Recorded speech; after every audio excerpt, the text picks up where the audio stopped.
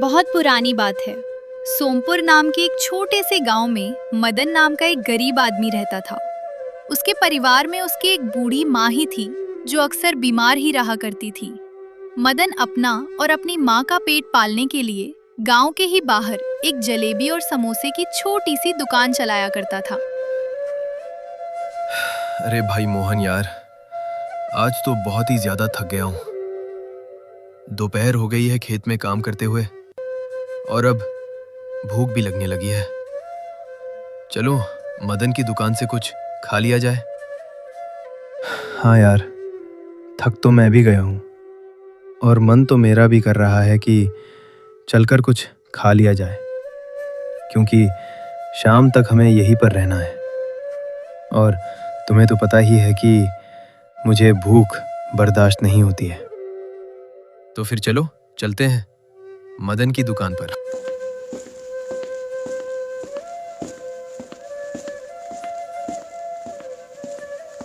अरे भाई मदन, बहुत जोर की भूख लगी है, कुछ बना हो तो खिला दो। हाँ क्यों नहीं भाई, मैंने अभी ताज़ा गर्मा गर्म जलेबियां और समोसे बनाए हैं। तो कहो क्या खाना चाहोगे तुम?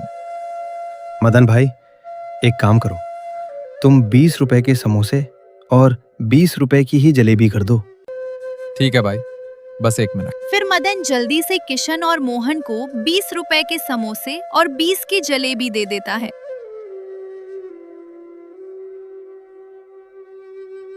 वाह भाई मदन, क्या स्वादिष्ट जलेबियां हैं, और समोसे का क्या ही कहना, इतने मुलायम और स्वादिष्ट हैं कि मुंह में रखते ही घुल जा रहे हैं। सच में तुम्हारे हाथों में तो जैसे जादू है। अरे भाई मोहन, क्यों शर्मिंदा कर रहे हो? मैं तो हमेशा की ही तरह अपना काम करता हूँ, कुछ स्पेशल भी नहीं डालता हूँ। जो भी हो भाई, लेकिन सच में बहुत ही टेस्टी बनाया है यार, मुझे तो सच में मजा आ गया। हाँ यार मोहन, मदन भाई ने इतनी स्वादिष्ट जलेबियां खिलाई कि मैं तो भूल ही गया था कि अभी खेत का काम भी पड़ा है। अच्छा तो फिर ठीक है मदन भाई, चलते हैं। इतना कहने के बाद फिर मोहन और किशन दोनों खेत पर वापस काम करने के लिए चले जाते हैं।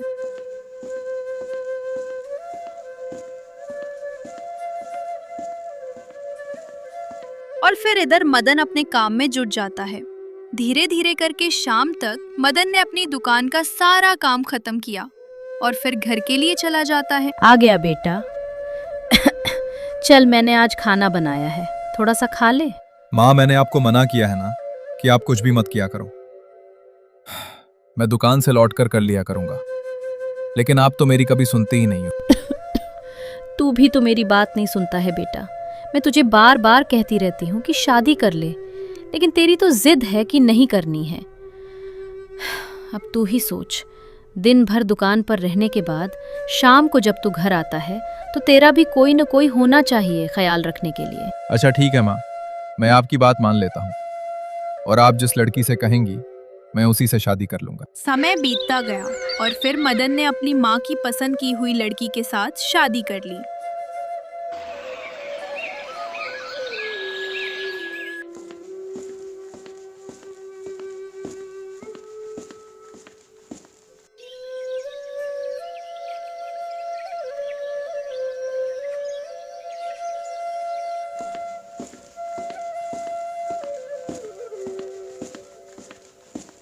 अरे बेटा मदन, कैसी दी है जलेबियां?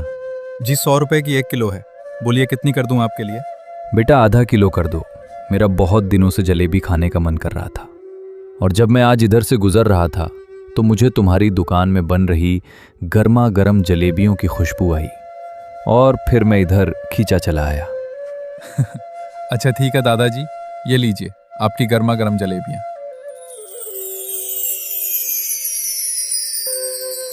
और कुछ चाहिए दादाजी तो जरूर बोलिएगा। हाँ बेटा, अब यहाँ तक आ ही गया हूँ तो सोच रहा हूँ मुझे 1-2 समोसे भी खा लेने चाहिए। बेटा एक काम करो, मुझे 2 समोसे भी दे ही दो, लेकिन मीठी चटनी के साथ ही देना। जी ठीक है दादाजी।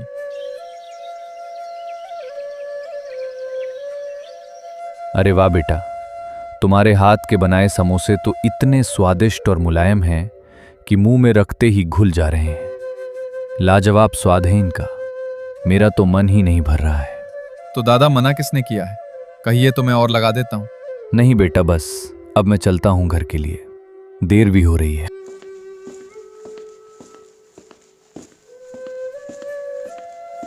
इतना कहने के बाद फिर वो बुजुर्ग आदमी अपने घर के लिए निकल जाता है और मदन फिर से अपने काम में लग जाता है। मदन का जलेबी और समोसे का काम बहुत ही अच्छा चल रहा था, लेकिन वो कहते हैं ना, जब कोई पास का व्यक्ति तरक्की करता है तो उसे देखकर गांव के कुछ लोग उस तरक्की से जलने लगते हैं। ऐसा ही मदन के साथ भी हुआ। मदन के घर के पड़ोस में ही रहने वाला शामू मदन की इस तरक्की को देखकर जलने लगा था। अरे ये मदन ऐसा क्या डालता है अपनी जलेबी और समोसे में जो लोग इसकी ही दुकान पर ज्यादा जाते हैं? अगर ऐसा ही चलता रहा तो ये मुझसे आगे निकल जाएगा। आप तो कुछ करते ही नहीं हो, बस बैठे बैठे मदन की ही तरक्की देखते रहते हो। तो क्या करूं मैं? जहां भी जाता हूं काम के लिए सब मुझे मना कर देते हैं। मुझे कोई काम पर ही नहीं रखना चाहता है, तो इसमें मेरी क्या गलती है? अजी मेरी बात मानो तो आप भी मदन की तरह उसके बगल में ही एक दुकान खोल लो। सुझाव तो अच्छा है, ठीक है, फिर मैं भी कल से ही अपनी एक दुकान मदन की दुकान के सामने ही लगाया करूंगा। और देखना, मैंने मदन को धूल न चटाई तो मेरा नाम भी शामू नहीं। इतना कहने के बाद फिर शामू अपने कमरे में चला जाता है और फिर अगले दिन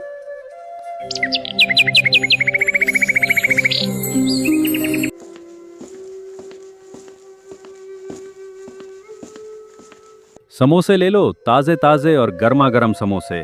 आओ आओ, 10 के 5। पहले आओ पहले पाओ, 10 के 5। अरे देखो, आज एक और नई दुकान खुली है मदन की दुकान के ही बगल में, और वो तो 10 के 5 समोसे दे रहा है। चलो भाई, फिर चलकर देखते हैं एक बार कैसा टेस्ट है।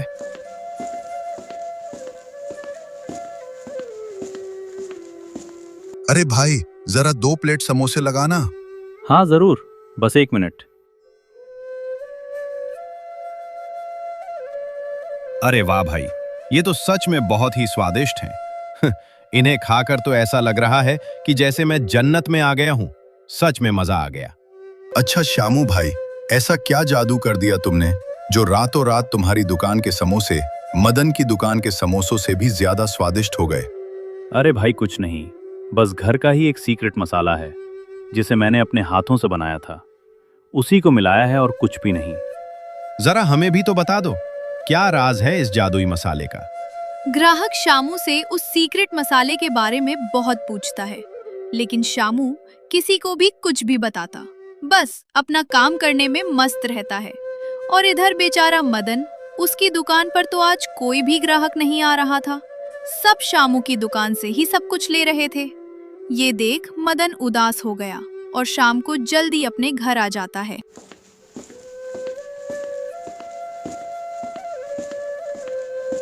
क्या हुआ जी, आज आप इतना उदास क्यों हो रहे हो? किस बात की चिंता आपको आज परेशान कर रही है? राधा, पता नहीं क्यों आज मेरी दुकान पर कोई भी ग्राहक ही नहीं आया। जिसे भी देखो वो बस शामू के ही समोसों का गुणगान कर रहे थे। मेरे पास तो कोई आ भी नहीं रहा था। आज मेरा सारा सामान खराब हो गया।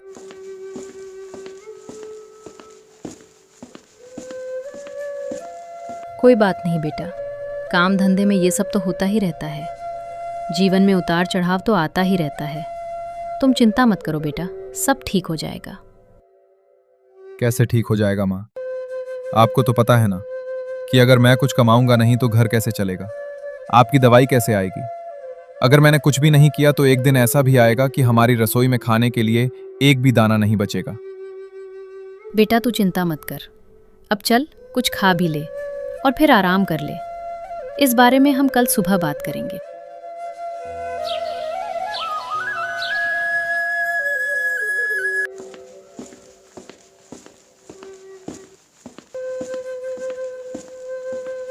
दादाजी आइए, काफी दिन हो गए आपको आए हुए। अरे बेटा क्या बताऊं तुम्हें, अब बुढ़ापे में ज्यादा चला नहीं जाता। अच्छा ठीक है दादाजी, कोई बात नहीं, बस आप बैठिए और बताइए कि क्या खाएंगे आज आप। बेटा बस 1 प्लेट समोसे लगा दे और कुछ भी नहीं चाहिए। बेटा ये तो केवल 4 ही समोसे हैं, बगल वाला शामू तो 1 प्लेट में 6 समोसे दे रहा है। दादाजी आप चिंता ना करो, मैं एकदम शुद्ध और साफ सामान का ही प्रयोग करता हूँ अपने समोसों में। ठीक है बेटा, कोई बात नहीं।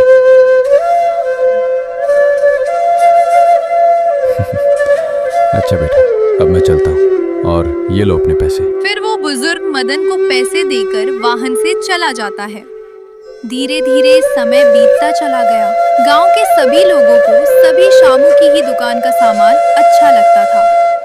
लेकिन एक दिन शामू की ही दुकान का समोसा खाने के बाद मंगरू की तबीयत बहुत खराब हो जाती है और फिर इस बात की शिकायत करने वे सभी शामू के पास चले जाते हैं। शामू, तुमने ऐसा क्या मिलाया है समोसे और जलेबी में जिसे खाने के बाद अब गांव के लोग बीमार पड़ने लगे हैं? नहीं भाई, मैंने तो कुछ भी ऐसा नहीं मिलाया है जो नुकसानदायक हो। चाहे तो तुम खुद भी खाकर देख लो। नहीं, मुझे नहीं खाना है। पहले ही तुम्हारी जलेबी खाकर गांव के लोगों का हाल बेहाल है और अगर अब तुम्हारी दुकान यहाँ पर रहेगी तो पता नहीं कौन कौन बीमार पड़ेगा। अब तुम्हें अपनी दुकान बंद करनी पड़ेगी। ऐसे कैसे बंद करनी पड़ेगी? क्या किसी के बाप का राज है जो ऐसे ही मेरी दुकान बंद करवा देगा? देखता हूँ कौन आता है मेरी दुकान बंद करवाने को। फिर बिरजू और शामू दोनों में बहुत देर तक बहस हुई। थक हार कर फिर बिरजू ने अंत में कहा, शामू, मैं तुम्हारी दुकान को ऐसे नहीं चलने दूंगा।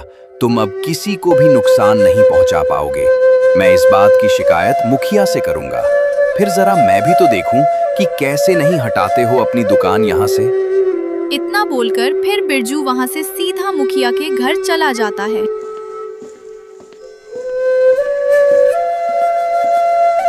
मुखिया जी, पता नहीं शामू अपने सामान में ऐसा क्या मिलाता है जिसे खाकर अपने गांव के लोग बीमार पड़ने लगे हैं। और जब मैंने उससे इस बात की शिकायत की तो वो अपनी गलती मानने को तैयार ही नहीं है। क्या हमारे गांव में जो लोग बीमार पड़ रहे हैं वो शामू की दुकान का समोसा और जलेबी खाकर पड़ रहे हैं? बिरजू, तुम इस बात को इतनी यकीन से कैसे कह सकते हो? मुखिया जी, मैंने कई बार इस बारे में अच्छे से जानकारी ली है। पक्का शामू अपनी जलेबी या फिर समोसे में कुछ ऐसा मिलाता है जिससे उनका स्वाद तो बढ़ जाता है, लेकिन वो हमारे शरीर को भी नुकसान पहुंचाता है। अच्छा ठीक है, एक काम करो, तुम मुझे शामू की दुकान से समोसे और जलेबी लाकर दो। पहले उन्हें जांच के लिए शहर भेजूंगा और उसके बाद ही मैं किसी नतीजे पर पहुंचूंगा। ठीक है मुखिया जी, मैं आज ही आपको उसकी दुकान से थोड़ा सा सामान लाकर दे दूंगा। फिर बिरजू शामू की दुकान से थोड़ा सा सामान अपने ही गांव के एक आदमी मंगवा लेता है और फिर उसे ले जाकर मुखिया को दे देता है। मुखिया फिर उसे जांच के लिए शहर भेज देता है और फिर 3 दिन बाद जब शहर से रिपोर्ट आती है तब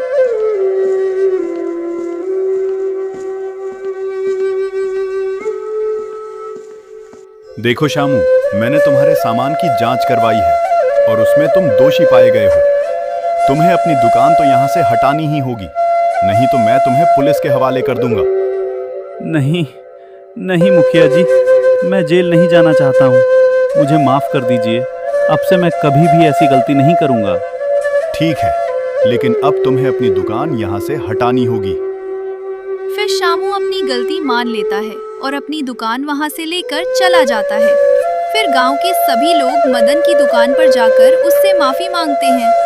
मदन भाई, हमें माफ कर देना। सस्ते के चक्कर में आकर हमने तुम्हारी दुकान पर आना बंद कर दिया था, लेकिन अब हमें पता चल गया है कि हमें कभी भी सस्ती और स्वादिष्ट चीज़ों को ऐसे ही नहीं खा लेना चाहिए।